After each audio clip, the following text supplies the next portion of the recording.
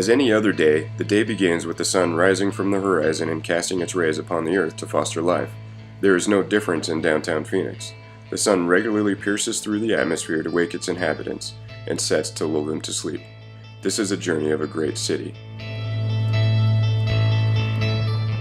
Phoenix begins its journey like many of its kind. It begins with a naivety of the trials it will endure throughout the day, a naivety that will strain the relationship it has on its surroundings. At the start of each day, Phoenix is one with the people that live in it and travel through it. It feels safe and secure. Soon after the city wakes, cars, buses, and the local rail begin to speed through the streets, while Phoenicians bustle from door to door. At this time, the innocence the city has is challenged by pollution of noise, vehicles, and industry. It becomes a vector for societal growth. This is a constant struggle for the city since it relies on economic growth for survival, but will perish if it is abused and depleted of resources. Each day, Phoenix accepts its fate and continues to burden the stress placed on it, knowing it will contribute to the overall good of the population. Phoenix witnesses the orphan often in its diverse community. Whether it is in the form of poverty, abandonment, criminal behavior, or self-destructiveness, it is commonly observed. However, while dysfunctional in excess, it is a critical part of growth and development for the city. It must rise up against self-pity and not turn on itself. Realizing this, the city welcomes all and discovers how to trust and aid authority in regulating the daily challenges and socially unacceptable behaviors that often affect the orphan in Phoenix.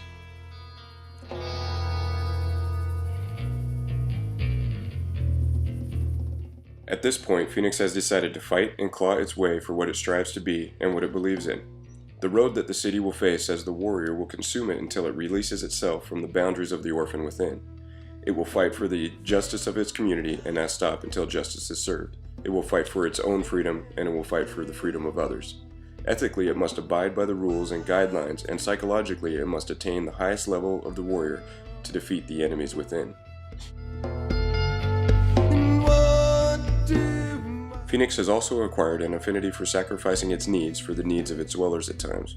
Acquiring an affinity for self-empowerment and community building while caring for its citizens has always been a challenge for the city. The desert city of Phoenix has limited resources such as water. Phoenicians continually build pools, overwater landscapes, create lush parks, develop inviting play areas, and cultivate curb appeal. A delicate balance must be controlled between enriching its residents and creating dependence for them. In the words of futurist Hazel Henderson, think globally, act locally, to care for the planet.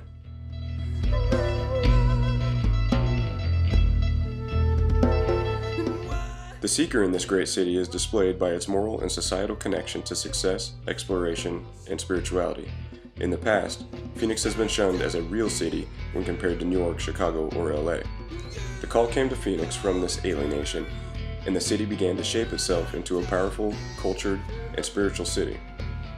To aid in the success of the city, it required support from local businesses such as the Arizona Republic, Greater Phoenix Economic Council, Phelps Dodge, as well as support from local churches and community.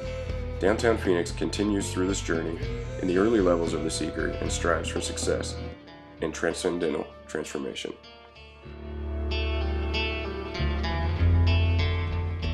This city is accustomed to rebuilding, and the destroyer in the downtown area has surfaced numerous times throughout its history. Riddled with violent crime, destructiveness, and abuse, in the shadow level of its development, Phoenix has established value for life and has evolved. As Carol Pearson stated in Awakening the Heroes Within, the key to the hero's journey is a willingness to sacrifice and be sacrificed for the healing or betterment of the world. Phoenix landmarks have been consumed, destroyed, or sacrificed for the betterment of communal growth.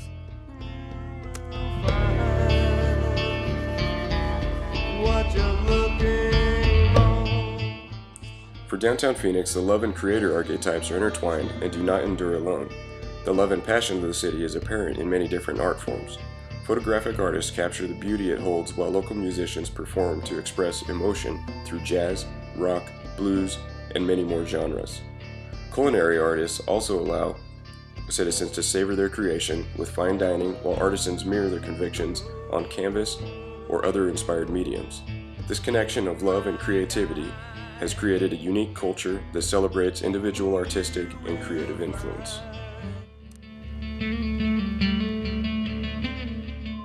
The ruler is obvious in downtown Phoenix. Man's creations loom high above the population and project confidence. These structures also lend to the development of individual dreams and aid in economic growth and stability of the community. However, it is not fully developed in the ruler phase of its journey. Although it utilizes internal resources for the good of society, Phoenix has not fully utilized all external resources such as solar and wind energy. When Phoenix realizes the highest level of the ruler, it will have the ultimate harmonious kingdom.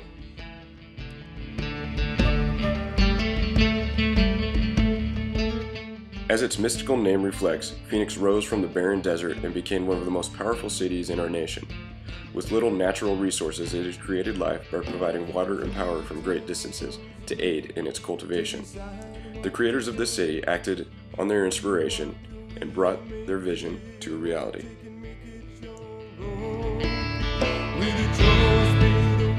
As challenged before upon its inception, Phoenix has recently been challenged within the sage archetype. The current economic trials in our nation were not partisan to Phoenix. Many businesses failed, and many occupations were lost, creating a devastating amount of adversity, also leaving many Phoenicians in an unfortunate economic state. Now that the economy is beginning to recover from those hardships, the city is in the highest level of the sage. The strong survived, and the threat of peril is accepted so that it can be free from suffering from its attachments. For the residents of downtown Phoenix, life is experienced fully in the moment. Life is celebrated for its own sake and lived in the moment, one day at a time. The city presents all levels of the fool, from self-indulgence to the jester. The combination of the rigid professional world and desire for creativity gives the city the natural liberation of the fool. No matter how the day begins or ends, Phoenix encounters a multitude of opportunities for growth and an education on life and how to attain the good.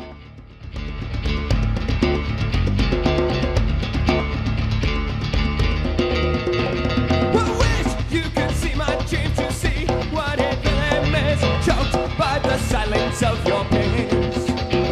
What am I if not myself? It's not where I see myself, the